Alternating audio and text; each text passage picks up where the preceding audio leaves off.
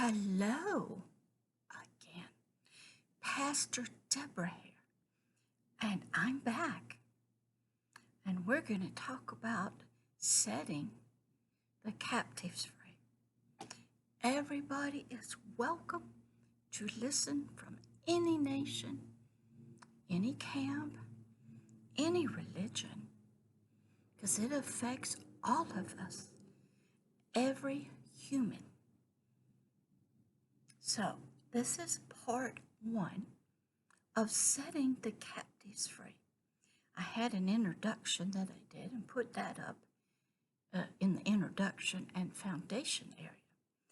But to help you find out what needs to be set free, we have to do a lot of studying, research, exploring, uncovering many things, because you may not believe that you need to be free in any way. So my job today is we're just going to introduce, as you see behind me, the board I use when I teach. I go into mental health facilities. I had this board up in the marketplace ministry of the T&W Flea Market, which I am closing out because my time there is finished. I've reached who I was supposed to reach. I was faithful to what I was called to do. Now, I'm going around the world on videos. So let's begin. Section 1, excuse me. What is a spiritual captive? Well, before we go there, let's look at what a human is. A human is a 3-part being. He has a physical body. We all do. Even if it's not working very well, or it gets sick, or it's even in a coma, we all have a physical body. And what is it made out of? Dirt and dust, that's right. From where? The earth, yes. We all have a physical body. All the animals have a physical body. Every tree and pine cone and swan and bird, and even the fishes. Everybody's got a body. And a physical body. Now there are some creatures that are pure spirit, but they have a spirit body. But for us humans, we have a physical body. You're looking at it right now. And that physical body, as we know, changes. Starts developing in the womb. When an egg and a sperm come together and DNA and genes, some kind of law just starts working. Out of that egg and sperm and the DNA from both, cells start doing things. And a little baby, a child, is developed with arms and legs and heads and eyes and eyelashes and ears and little fingers. It's in miniature form for sure. Doesn't look like a human at first. Looks like reminds me of a frog. When a frog is first born, it's nothing more than an egg. Then it goes into something called a tadpole. And it swims in water. It don't look like a frog at all. And after some more time, it develops hands and feet, and it looks like a frog that we know it. So development, even for a human in the womb, it's precious. It's operated by laws, genes, and genetics. I don't know how it works. I didn't set it up, but somebody did. So in the safety of that salt water, salt water in the womb, the little baby is breathing salt water in through the nose. No, in through the mouth. I believe the nose has little plugs in it. It's floating in it. It's sort of like a cushion for it. because it gets sloshed around when that mama is walking and moving and stuff. And so the salt water is a cushion and a protection for the little baby to grow in, sort of like shock absorbers. So when the baby comes out, if it is allowed to grow and develop and come on out, now sometimes they do come early. My son came a month early.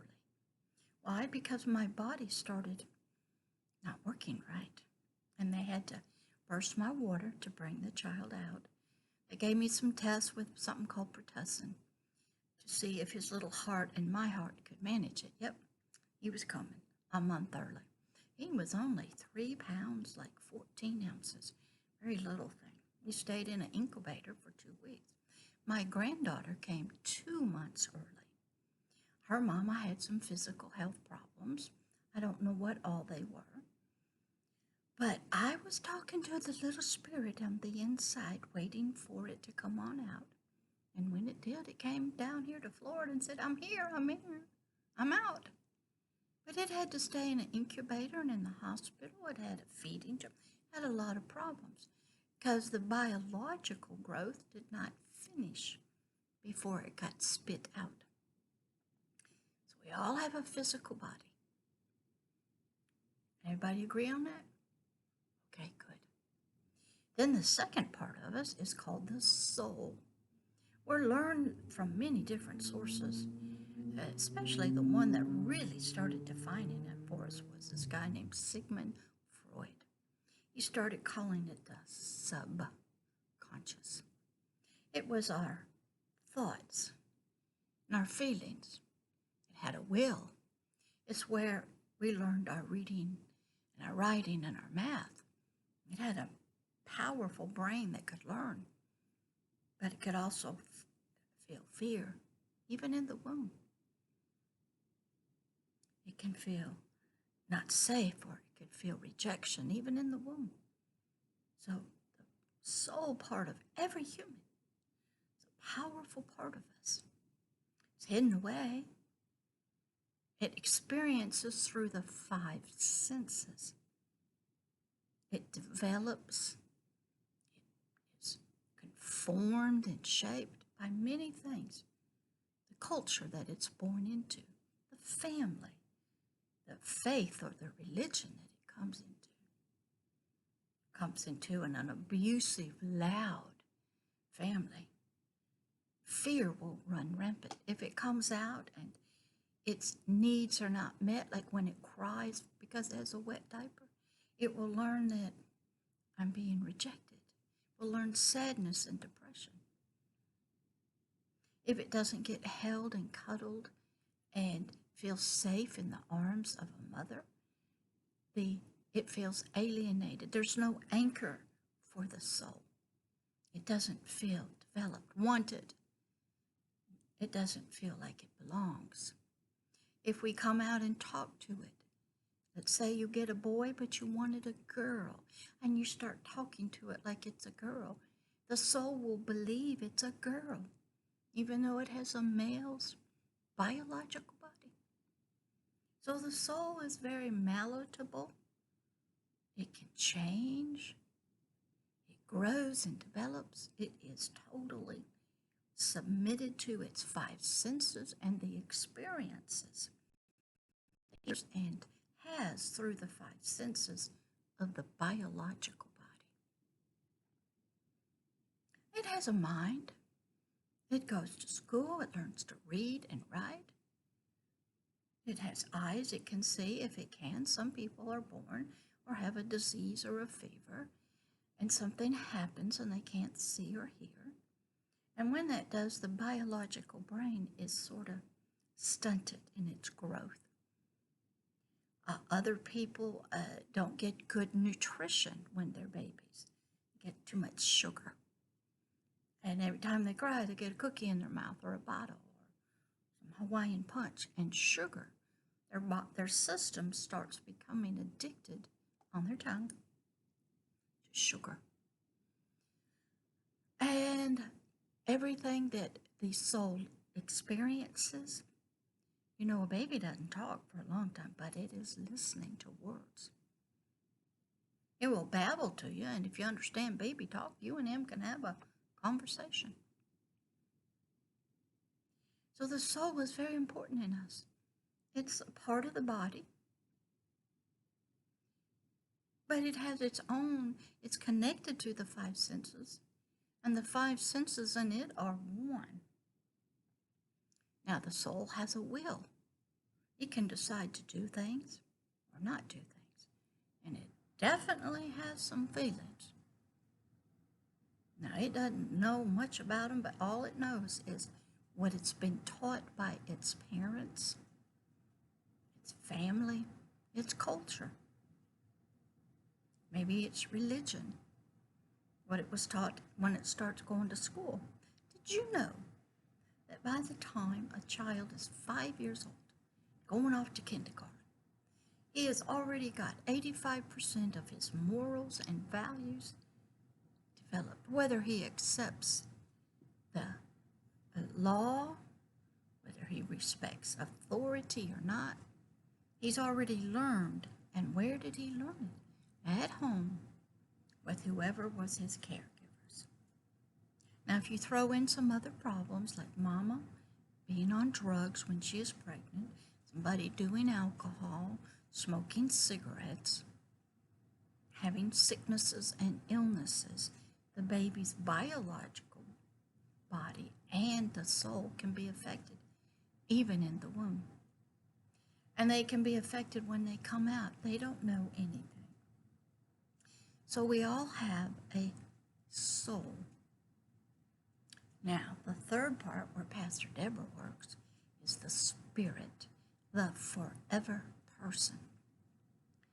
That person is, when a baby is being formed in the womb, is a part of the soul, sort of married to it, one with it.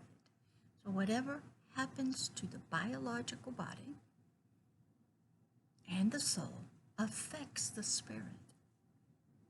The spirit's sort of like a tail, and it just goes wherever the soul wants to go. Now, it has a lot of power and gifts, but it doesn't know that. And it lives in a different world than the five senses.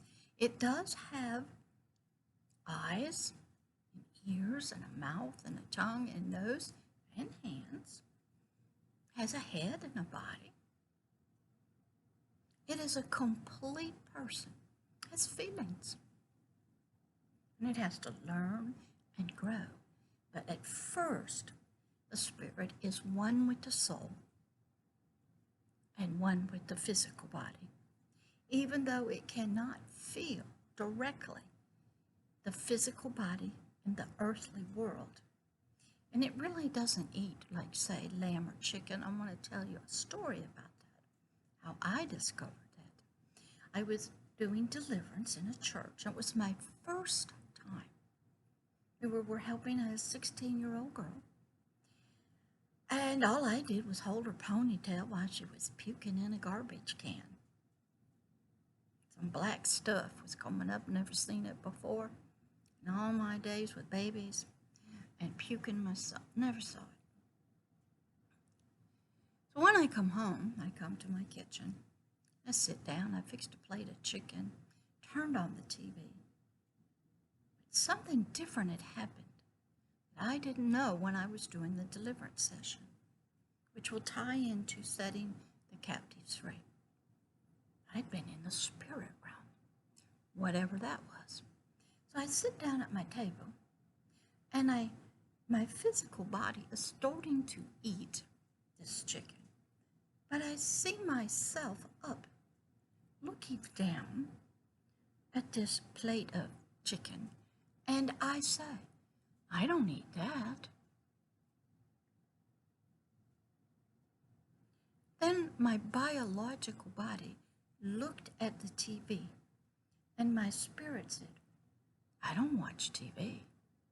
And then it was like I slipped my spirit back down inside.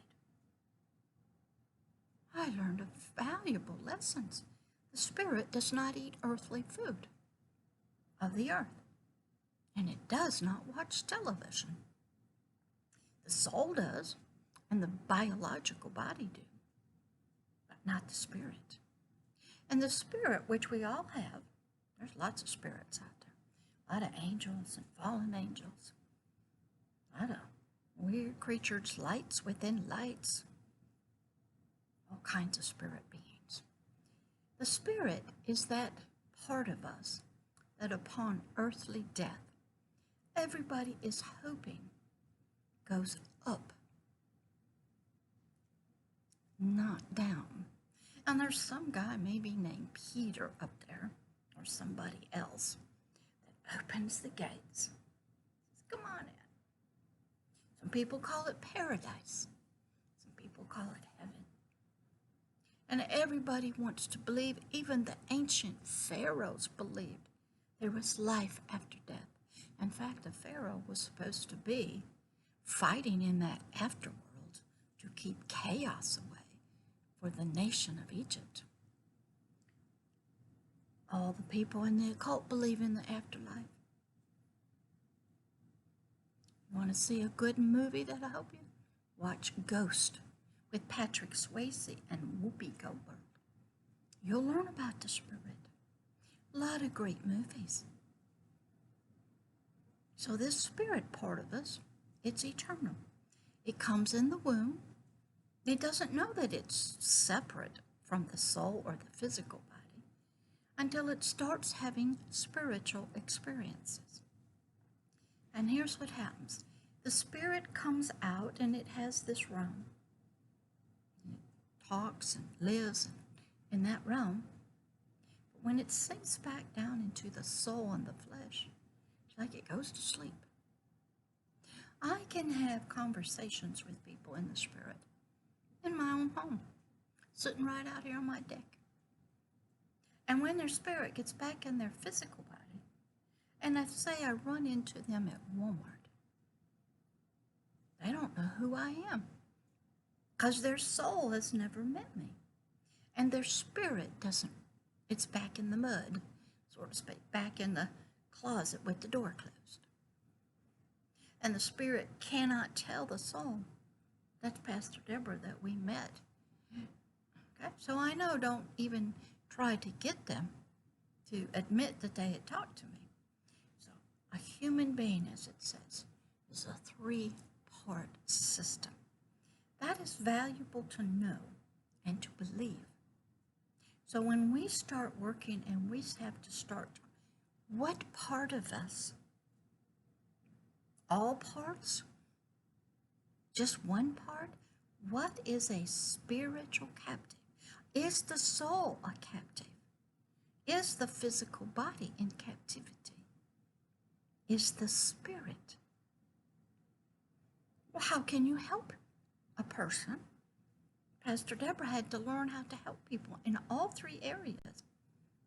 But first I had to learn what was in captivity, was spiritual captivity for the spirit, different than captivity for the soul. Well, what happened if we had somebody who was in human trafficking, got kidnapped, and was serving that? Would you say that their physical body was in captivity? Probably yes. What about their soul or their spirit? What happened if you are not in human trafficking, just living your life, going to work, having a family? You don't look like you're in any kind of physical captivity. But could your biological body be captive to drugs, pleasure of sex, or winning? Could your biological body be captive to fear or past memories, flashbacks? Could your biological body be in captivity to sugar or salt, or alcohol or drugs? Would the physical body be a captive to those things if it can't quit? Is being a captive the same as being in bondage? Here's how I can tell when the physical body is in bondage and a captive.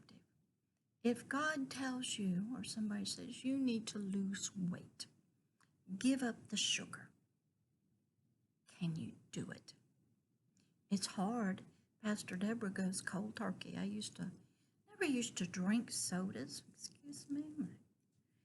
But when I got into college, I started drinking something called Tab. It was had something else besides sugar. Got addicted to it. And later on, there were Diet Cokes and Diet Pepsis. But I'd heard of something on the radio about what this aspartame was and how it did bad things to the body. And I said, I'm done. I'm not going to do my body that way. I went cold turkey.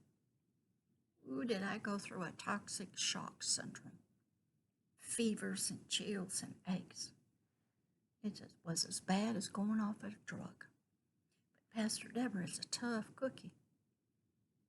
When I was told to give up salt after a heart problem, I gave up salt and went to Mrs. Dash's. Told me to lose weight, I lose weight.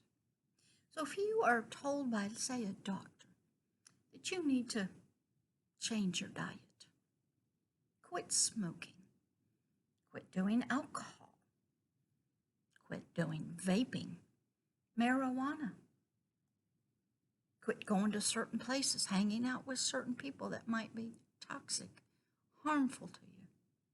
Can you give it up cold turkey? Boom. Now you'll go through some ick. Or do you make excuses? I will, and you kind of do it part way. So is your biological body, is it in bondage and captivity? Now your soul has a will, and it has to kick in. It has to say, I love my body. A doctor and authority figures tell me I'm hurting it. I need to change. Now the soul won't like it. But once you understand that once that biological body goes down, the spirit is out of here. I'll tell you a wonderful story. It just happened last night. I go to bed and I'm taken spiritually. I'm not asleep yet. There's some dark stuff. I'm not sure where I went. There was a little body there. And there wasn't much left of it. Something was eating away, destroying the body. There was a little child inside. I said, come with me. The body's giving out. It won't last much longer. So I took him to the throne room. He said, I can't go back. I go, no, sweetie. Your biological body was disintegrating, whatever was happening. Was it a COVID-19? I don't know. Was it cancer? I don't know. Was it being killed or getting ready to be killed? I don't know. I take him to the throne room and I introduce him to the king. He doesn't know him, never met him. He just knows he can't go back. And he's never been to this place before called heaven. So in comes running another young boy, a couple years older. His name was Jonathan. And my little one I brought up was David. If you study the Bible, Jonathan and David had made a vow to be brothers. And when David saw Jonathan, he was so happy. And he said, and Jonathan said, your body gave out too. Yeah, I can't go back. Oh, that's good, but we're going to be together forever. And I'll tell you all about that king and the power that saved us. Who were they? I don't know. But their bodies were both gone, destroyed. Can't hold out. We see that now in so many of the COVID-19 people that are dying. They have preconditions. They haven't been paying attention to their biological body. They're overweight. They have heart conditions, cancer, diabetes, smokers, been doing drugs. They have not cared for their earth, their biological body, probably from childhood. It can't hold up under the attack of this virus. And their body gives out. Now their spirit part of them, if they're believers, ends up in heaven. And we'll see them again. But they're done down here. Their bodies couldn't hold up. So is our body captive and in bondage to things? Yes. What holds it in? Well, the body has its own chemicals. It loves the dopamine and serotonin, loves sugar and salt. The tongue loves to taste things. Our body loves to be at peace, but we can't find it. So we do drugs. We do cigarettes, because when you breathe in the nicotine, you feel peaceful. We love to feel high and pleasure, love to win at bingo, the lottery, or to horse racing. Oh, and boy, does our body love sex. Our body is a whole organ, loves to be touched and caressed. Pain, doesn't like that. Body has nerves, chemicals up here. Yes, the body can be a captive, bondage. What about the soul? That's another story. But right now, maybe your body itself is in bondage and is being held spiritually captive. Well, why? Because your body is very important. And if it goes down, you are out of here. Your spirit is gone. Life is over for you down here. So the soul has an important part to play in this. It never thinks it's going to die. It's going to live forever. And it's going to enjoy what the body brings to it, whether it's drugs or alcohol or sex, buying a new purse. The soul is seeking pleasure and wants to avoid that pain. Some people are feeling pain right now in isolation and don't like to be with themselves. They like to go out and be entertained, get out of the house. They don't want to, they're not happy inside with themselves or in their yard. They got to get out and get their mind off it. Their soul likes to just do things. So it's got to move the body. So the soul has its own issues. Can the soul be a captive? Yes. How many of you have memories and flashbacks to your childhood that just don't go away? Bondage, captive. How many of you have dreams that won't go away? Nightmares, captive. How many of you feel lonely or that you're always a victim? Can't get what you want. Everybody doesn't like you. You play the race card. You play the I'm a female.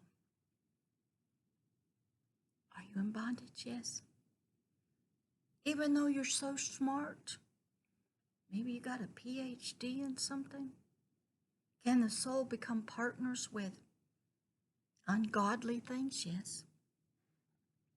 Will it discriminate? Yes. Does it really love its neighbor? No. The soul will even love chocolate cake. And it don't care if it gets love from a dog, a cat, or a horse. It just wants love. But it doesn't last, so it needs another fix. And the soul wants to feel magnificent, and powerful, and wealthy, and rich, and elite, the master race. So it'll lie, cheat, and steal to get there. It'll sell its own wife and mother and grandchildren to Satan to have what it wants. Be in politics, be a president, prime minister. It'll sell its own grandchildren if it needs to. It wants to feel pleasurable and young.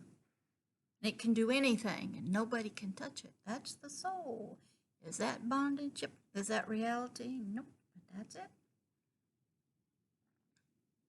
Is the soul captive? Yes, of the flesh and the body, of ignorance, the lust of the eyes and the lust of the flesh and the pride of life.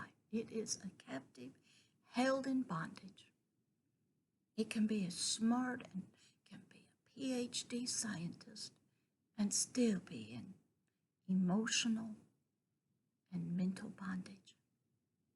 It can mean to do good and make decisions and not do it. It can be a procrastinator. It has a will and a mind that can be held by fear of death. It will deceive itself so it doesn't feel pain or that it doesn't, to get what it wants, it will do whatever is necessary to anybody. That's the condition of the soul of every human before something happens. Then there's the spirit, that part of us when the body goes, it lives on. That's the one Pastor Deborah does most of her work with. That's the spiritual captive. Well, what kind of captivity would that be for the spirit? When the spirit is still one with the soul and the physical body, it's held captive by all those other two parts. It wasn't supposed to be like that at first. It was supposed to be the king, the ruler of this system. It was supposed to have living in it a light, a governor of the kingdom of heaven that would teach it and help it with wisdom, light the way for it to go, and then the spirit would tell the soul, which was the helpmate with the physical body and the earthly world. But that system got all messed up.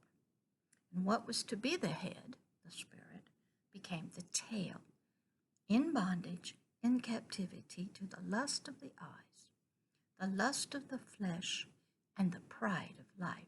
The spirit sunk down into the soul, covered with a thick wax grossness called the flesh.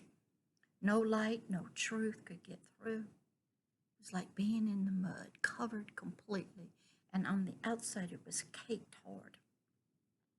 No light. But it was still in the spirit realm. Still had interaction with other spirits. But it was subjected to the soul. It just followed it wherever it went. And when you meet a spirit of someone who's not been changed, the spirit, it's not a nice person. Because the soul has covered it in the soul's personality. But the spirit has other abilities. There's lots of spiritual abilities. When I started working with multi-generational Satanists, I started discovering these spirits on the telephone, coming through people. I used to sit in church and there would be this one guy who would always look at me. But it wasn't him, it was other people coming through him and the ushers.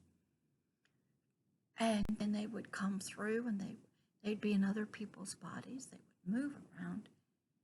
Now, their spirit had the personality of the soul and the flesh. But God was calling the spirit, wooing it. I had a light in me. They were drawn to this. They didn't know why.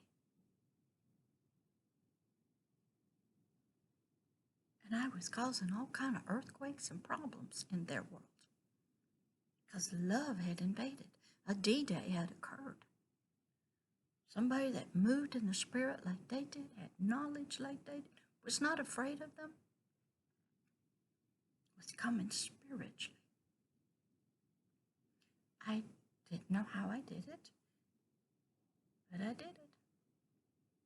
So we're just starting to learn about captivity and bondage. It means something that's held with chains and fetters in a prison with the door locked. Maybe it'll come out if somebody opens it, but probably not. Living in fear of death of the biological body. Tormented and vexed. Even the soul lives in the fear of death. If you hear something, it's the wind. It is really blowing here. So, what is spiritual captivity? It is bondage, prison, cells and chains and fetters, unseen in its soul ties to the soul and to people.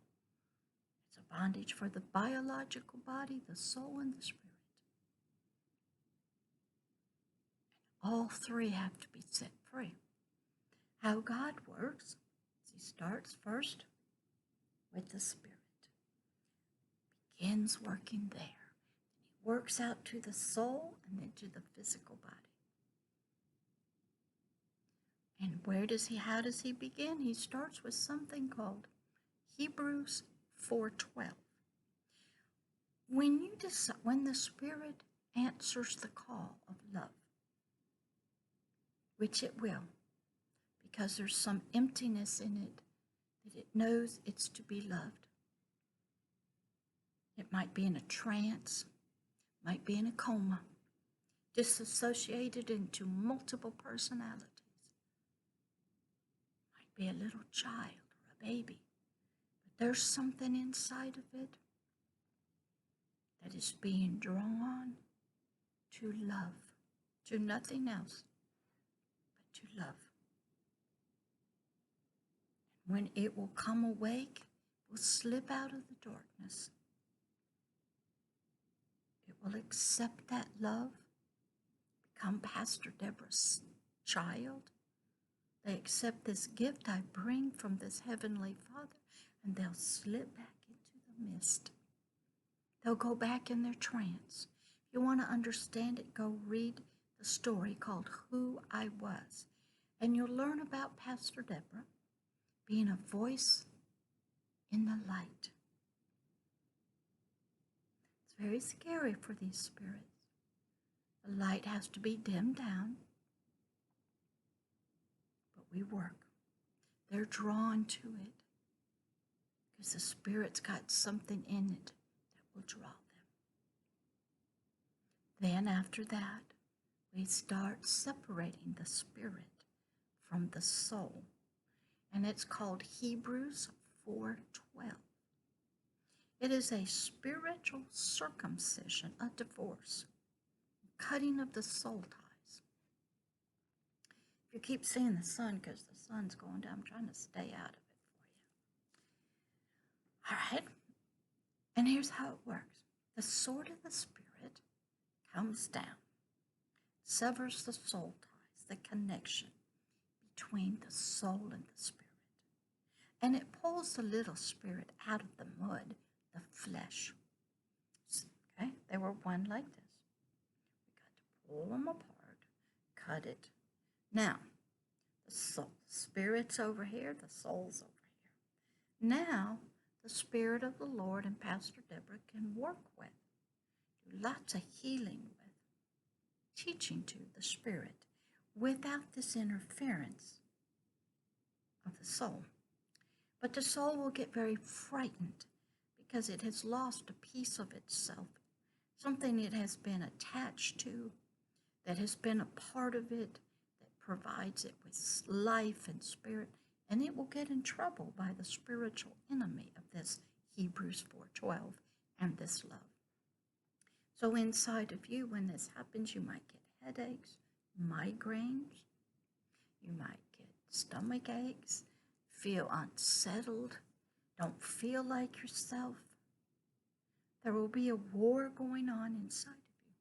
The soul, if you want to see what the first bully was like, you look at the lust of the eyes, the lust of the flesh, and the pride of life. That is your bully inside that bullies this little spirit.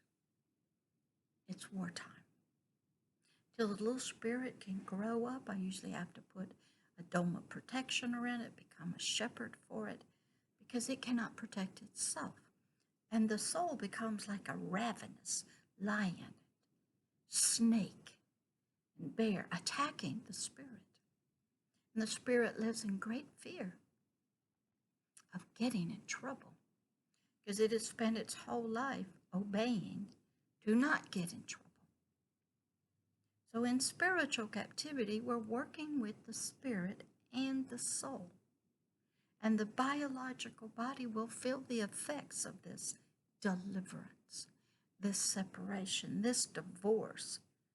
The soul will try to reattach itself, reach out, trying to call the spirit back. Come back, I miss you. We were buddies. We had sex together. We enjoyed it. Come on, let's go do some drugs. Let's go to the bar.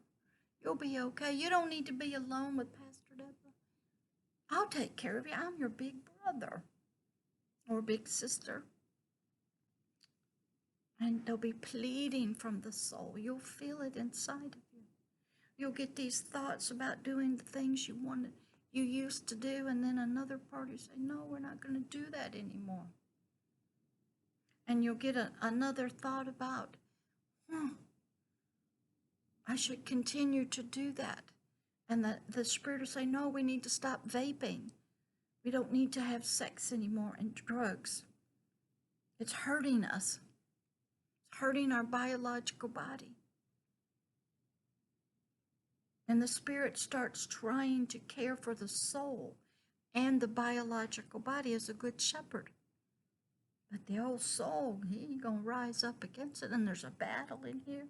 There's headaches, anxiety, and fear going on. And the spirit can't hold for a long, it's a baby, it's a child. And this big bully called the soul and the physical body, they want what they want. And they're going to come. So you need some teaching, and you need to know that that's going to happen. So what is a spiritual captive? It's your whole system. Your biological body's a captive and in bondage. Your soul, with its will and its mind, it's captive. The memories, your dreams, they're captive. Your spirit is held captive and in bondage to these things.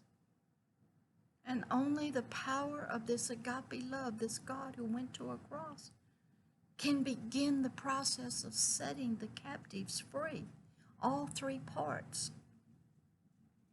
If you would like this, to begin becoming free, he's already proclaimed in Isaiah 61, the prison door is open. I opened it. I got the keys to it. I have bound the jailers. You can come out. Spirit. And the spirit needs help sometimes. I was doing deliverance on this precious lady. She's probably in her 30s. I sat right in front of her like I am you and said, sweetie, come on out. No, I can't. Her spirit was afraid to come out of the jail cell, afraid of the torture and fear. We get so comfortable being a captive. A lot of people in childhood sexual abuse, they are still victims of that. They take on that identity. And they live in a survivor mode. That's who I am now. I'm not free. They keep telling their story. They want somebody to believe them. They want to be a victim. And that's all they have now. They haven't developed anything else. They don't know who they are without being a victim. They don't know who they were supposed to be. Great movie to learn about that one is The Three Faces of Eve with Joanne Woodward. She had a Eve white and an Eve black from the trauma of kissing her dead grandmother and some other traumas. But the real person she was probably supposed to be, based on a foundation of love, was Jane. And that cannot come out as long as you're still living in a victim's identity. You're still in bondage. You're still held captive by the past and memories. The soul is wanting, that's me. Some people, they call it the narcissistic personality. They're always the victim.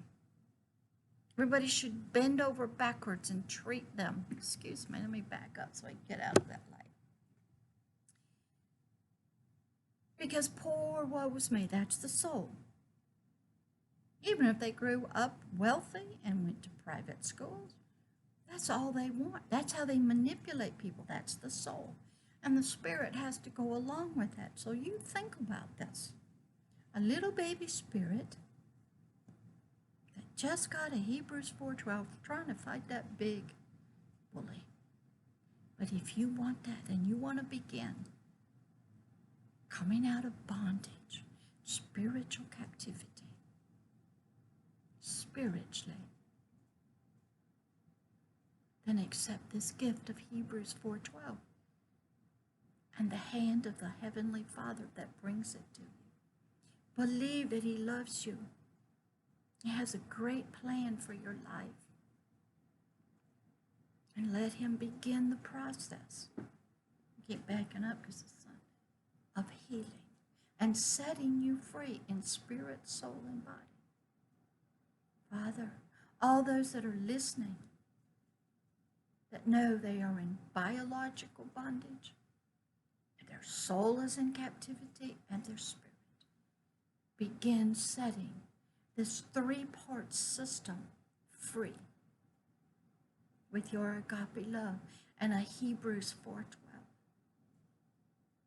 Begin, Father, your mighty hand, bringing light and truth and love into the Spirit. Put your kingdom back in there through the Holy Spirit. Let it begin shining out and protecting the little spirit against the bully called the soul and its lust of its eyes and its lust of its flesh and its pride of life. Protect the spirit from the biological body that desires pleasure, and help the spirit to grow, learn, and grow strong and mighty, to take its rightful place as the king of this three-part system, and that the soul will learn to be its helpmate, a submitted servant to the spirit, and the soul will get control of the biological body. Father, do your work. You sent your word down here, your power of your love, and you sent the Spirit of the Lord. Fulfill Isaiah 61 in their lives and bring the captives out of spiritual bondage. Help their soul to let go and take its rightful place. In the name of the Heavenly Father and His Son, and fulfill the victory and uphold the victory of the cross. Amen. If you prayed that and you want that, it is done and begun. There's nothing He can't do to set you free spiritually, and your soul, and your biological body. It's going to be a little harder in the soul and the body, but we'll get there if you want it. So enjoy learning about that you are a three-part system of spirit, soul, and physical body, and they're all in captivity and bondage. And begin to let yourself believe there is hope and love for your spirit and your soul and your physical body. Take the steps, take my hand, and come on out of the cell. The door is opened. The chains are broken. The guards are asleep. Come on. We'll walk together. Come again and we'll work through part 2. I think the next video is what is not free. That involves a lot of areas of this three-part system. And we'll work our way through each one of the parts so you can understand what is blind, what is deaf and dumb, spiritually lame, why the spiritual mind is not in its right mind, why the soul is having mental health issues, and why the physical body is all out of balance. So come again to setting the captives free, learning and growing Each time it's a little one more step, a little bit more knowledge and truth as we walk together down a path, learning and growing all the time. Love, Pastor Deborah, please forgive me if I keep moving because the sun is setting. It's getting to be in the evening here and the light's coming, so please forgive me if I look weird. My hair's a mess today. The light is shining. Enjoy. I will see you on the next tape. Come again. Hope to get this up tonight so you can begin setting the spiritual captives free. It's a wonderful experience, and you'll feel different, and people will notice. They'll say, you don't seem like your old self. What's happened? You're not like you normally are. They might have troubles with you, but I won't, and neither will Agape Love. Enjoy and love you always and forever.